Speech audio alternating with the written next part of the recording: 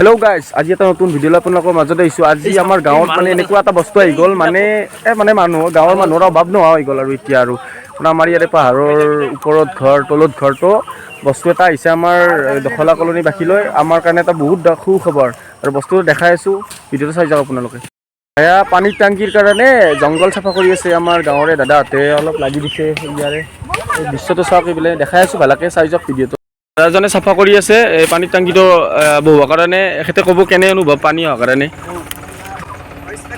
পানীৰ টাংকিটো হোৱাৰ কাৰণে আমি খুব ভালে আৰু যিমানখিনি তাৰমানে কষ্ট পাইছিলোঁ পানীৰ কাৰণে এতিয়া তাৰমানে পানীৰ কাৰণে আমাৰ অসুবিধা নাই। এতিয়া মানে পানীৰ অভাৱ নহ'ব আমাৰ ইয়াতে, পানীৰ অভাৱ নাই। আজি বৰপুকুৰীয়া ৰাইজৰ পানীৰ টাংকিৰ শুভ আৰম্ভণি কৰিব বৰপুকুৰীয়া ৰাইজগৈৰ সম্পাদক ৰবীন কলিতাদেৱ এইজন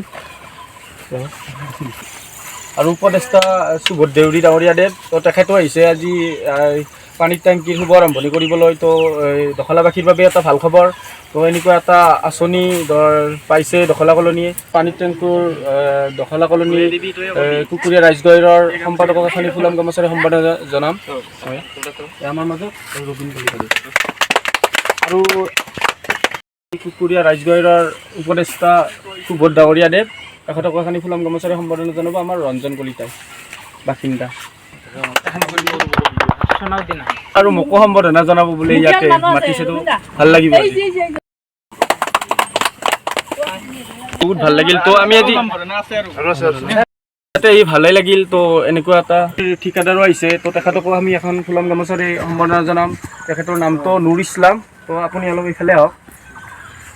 তো এখেতকো এখন ফুলাম গামোচাৰে সম্বৰ্ধনা জনাব দখলা কলনীৰ বাসিন্দা মানৱেন্দ্ৰ দাসে। এয়া নুৰ ইছলাম। কিমান মানুহে ইয়াতে পানী পাব কেনেকুৱা ধৰণৰ আঁচনিটো লাভ কৰিব অলপ কৈ দিয়ক। প্ৰথমতে হৈছে কি আমাৰ দখলা পাহাৰ এলেকা আমাৰ এই পাহাৰ এলেকাত এটা ইমান ধুনীয়া এটা ডিপাৰ্টমেণ্টে জল সিঞ্চন কাৰিকৰী আঁচনি আমাৰ আনিছে। প্ৰথমতে কাৰণ আমাৰ এইটো এলেকাত পানী অতিকে মানে একদম পূৰা অভাৱ। পানী আমাৰ পানী নাপায়, নদী পানী সেইটো কাৰণে প্ৰথম ডিপাৰ্টমেণ্টক মই ধন্যবাদ জনাইছোঁ। আৰু এইটো মই শুনামতে এইটোত পানী 120 ঘৰৰ হেৰি আছে, 120 ঘৰ মানুহৰ পানী ইয়াতে সেই আছে দিয়াৰ সুবিধা আছে। আৰু দ্বিতীয় কথা যি কি এই বস্তুটো প্ৰথম একচুৱেলি আছিল সুধিব তাত ঠাই নাই। ঠাই নহ'লে একটো ঠাই বেছি টাইপৰ আছিল আমাৰ ৰাইজঘৰক মানে এখেতসকলে আমাক অনুৰোধ কৰিছিল যে আপোনাৰ ৰাইজৰ মাটি যদি এনেকুৱা আছে চৰকাৰী মাটি মোক দেখাই দিয়া কথা হৈছিলে।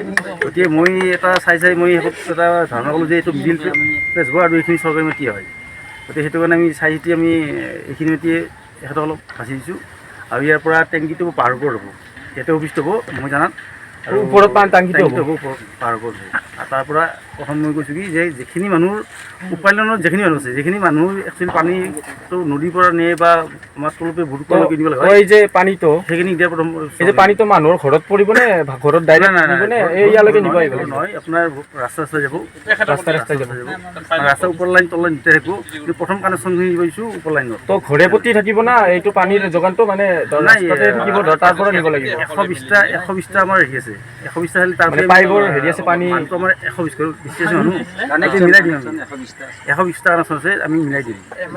আৰু আমি প্ৰথম মানে পাহাৰৰ পৰা ইচ্ছা নাই যিখিনি পানী অভাৱ বেছি হৈছে। তো দেখিছে আপোনালোকে কিমান এটা সুখবৰ আমাৰ মাজত পানীৰ বহুত প্ৰব্লেম। তো পানী আনিব আমি বহুত দূৰত যাওঁ আমি।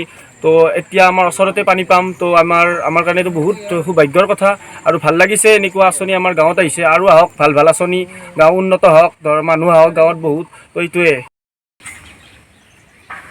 ৰাইজ মই এতিয়া আৰম্ভণিৰ কাৰণে এওঁলোকক আগবঢ়াই দিম।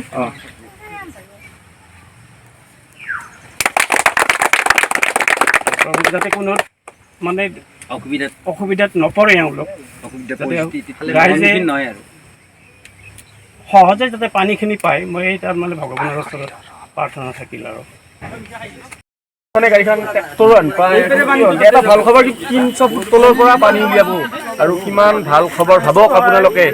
তো সকলোৰে ৰাইজে এনেকুৱা এটা আঁচনি হওক তো ভাল কথা এইবিলাকে। আৰু এইখন গাড়ীখনে দিয়ে 300 ফুট তলৰ পৰা পানী আনিব আৰু গোটেই দখলা কলনীৰ ৰাইজে পানী পাব এইখনেৰে।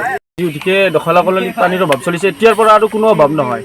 তো এইটো লঞ্চ হ'ব চাগে 31 মাৰ্চত কৈছে ঠিকাদাৰে, তো ভাল কথা এইটো আমাৰ কাৰণে।